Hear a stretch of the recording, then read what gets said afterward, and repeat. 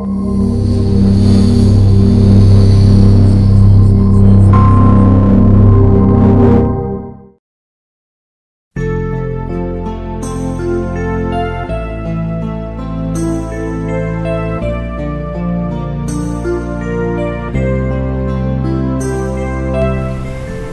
Anggia Safitri.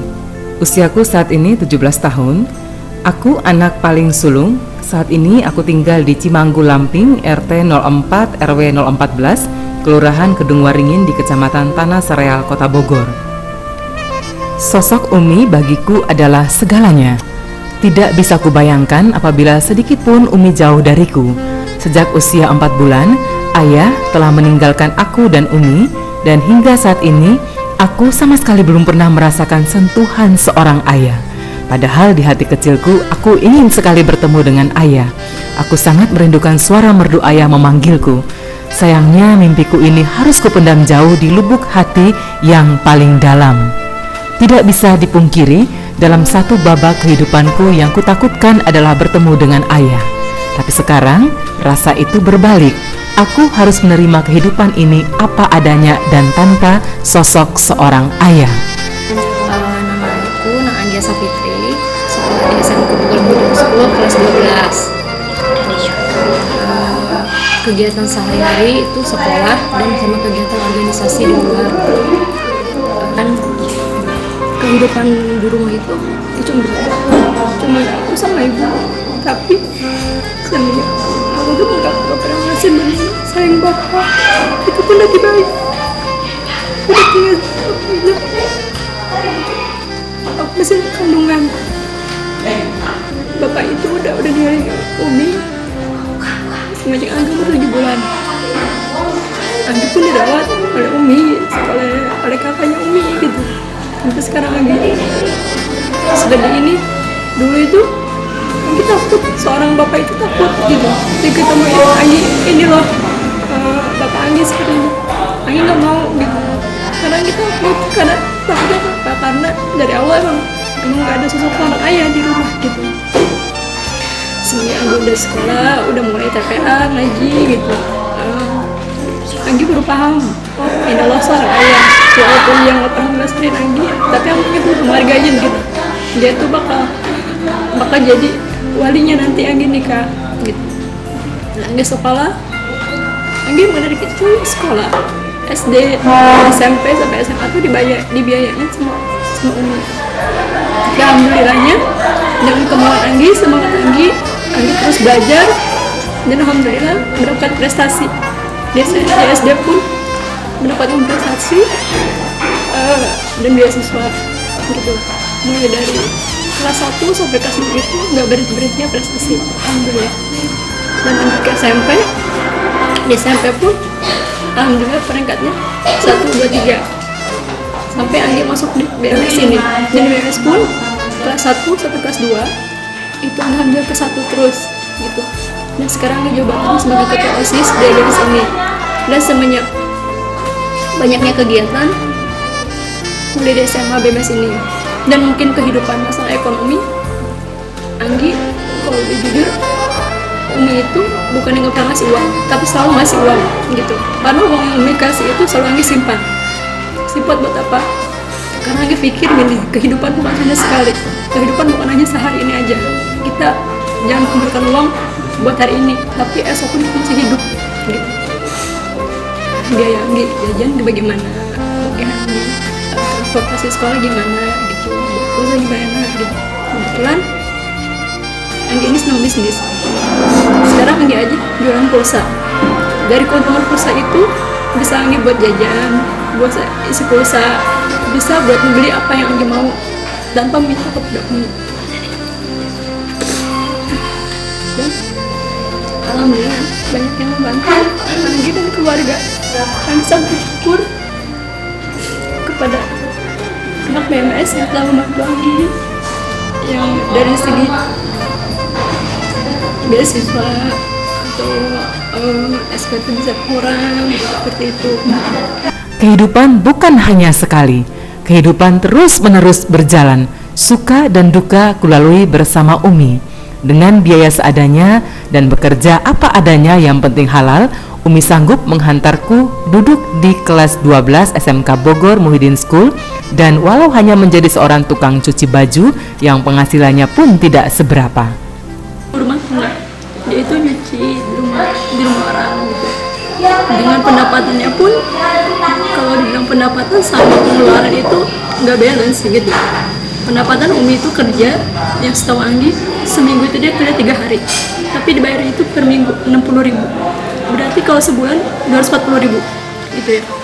Sedangkan sekolah ini bayaran 120.000 gitu. Belum sehari ongkos 7.000. Itu udah melebihi target gitu. Tapi itulah dibilang rezeki yang berkah gitu. Dengan uang segitu bisa bayar ini dari itu. Karena apa? Karena itu semangat buat Anggi. Dengan melihat kerja seperti itu, Anggi semangat. Berarti Anggi bisa bagian Umi. Dan cita-cita Anggi satu, apabila Anggi dapat uang banyak, Anggi pengen Umi pergi ke Mekah. Dan Anggi pengen seperti itu. Aku sangat ingin kelak aku dapat mengantarkan Umi ke Mekah dengan hasil keringatku sendiri. Insya Allah, insya Allah, insya Allah. Saat ini aku dipercayakan teman-teman di sekolah sebagai ketua OSIS, sebuah kebanggaan bahwa ternyata aku bisa. Iya, walau masih di bangku sekolah, tapi aku harus terus membuat Umiku tersenyum. Umi harus tersenyum, walau ku tahu hidup ini sangat teramat berat kami jalani. Anggia di dalam kelas sangat aktif sekali. Anggia pintar, baik, disiplin. Anggia kalau sudah ngomong A ya A harusnya, enggak B. Anggia juga rajin, apalagi di kelas. Kalau lagi pembagian kelompok-kelompok, semuanya pengen sama Anggia kelompoknya. Anggia orangnya sebagai pemimpin OSIS di sekolah ini sangat disiplin, tegas, terus ya begitu deh. Pertama, saat ini ya dia seorang siswa yang sangat potensial, kemudian punya semangat, punya kemampuan, dan dia selalu pede, percaya diri terhadap apa. Dan saya yakin orang seperti dia suatu saat dia akan jadi tipikal orang yang dia able to handle pressure, jadi siap bekerja di bawah tekanan. Dan sosok dia ini akan dibutuhkan oleh siapapun, begitu terutama perusahaan atau mungkin sebuah lembaga yang membutuhkan jiwa-jiwa seperti dia saat ini. Apa aja sih yang didapat Anggia di sekolah? Di sini dia selalu menyambut ranking pertama senyum gerak keras, kemudian dalam hal kegiatan apapun dia selalu menonjol, bahkan ide-ide terkait dengan kegiatan kesiswaan banyak muncul dari dia, sehingga dia mampu membawa kelompok teman-temannya. Dia selalu sebagai komandan aktif dan ketua OSIS. Pokoknya saya sebagai kuasa sangat. Lalu harapan Bapak untuk Anggia itu gimana Pak? Harapan ke depannya? Harapan ke depan bahwa satu, untuk Anggia khusus dalam segala kondisi apapun dia harus selalu siap, tidak boleh putus asa, sabar dan yakin harus bisa. Yang kedua, bahwa dengan segala keterbatasan yang ada itu harus menjadi motivasi dan cambuk dia untuk lebih baik lagi. Ketiga, bahwa Anggia harus jadi orang sukses, karena sukses itu milik siapapun dan menjadi hak siapapun, tidak dibatasi oleh keadaan, tapi sukses itu didukung oleh sebuah kemauan yang kuat, dibarengi dengan action yang nyata. Tidak mudah memang ku jalani lembar demi lembar kehidupan tanpa seorang ayah. Umi menjadi pemacuku untuk terus meraih cita-cita. Apa yang ku berikan bukan untuk mama. Umi, aku ingin mengatakan begini. Kelak, aku harus menghantarkan Umi ke tanah suci. Umi yang kuat ya. Tidak bisa kubalas jasamu Umi. Terlalu banyak hal baik yang Umi berikan kepadaku, merawatku hingga membesarkanku seorang diri hingga detik ini. Ya, walaupun saya sebagai ibu dan juga bapak dari Anggia Sapitri ya, mudah-mudahan gitu saya sebagai orang tua bisa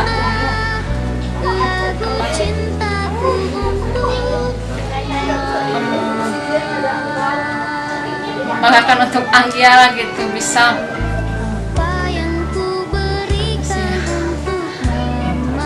pokoknya bisa untuk menyekolahkan Anggia gitu, pas sampai Anggia berhasil cita-citanya gitu apa.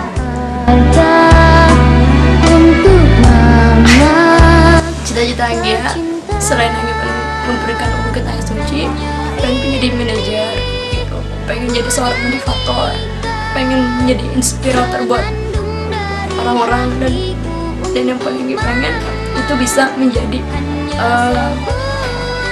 moderator atau inspirator di depan banyak orang. Terima kasih Umi, tidak pernah terhenti aku mencintaimu.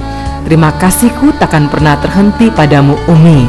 Dirimu bagaikan matahari yang selalu bersinar, sinari hidupku dengan kehangatanmu. Engkau hadir dalam segala suka dan dukaku.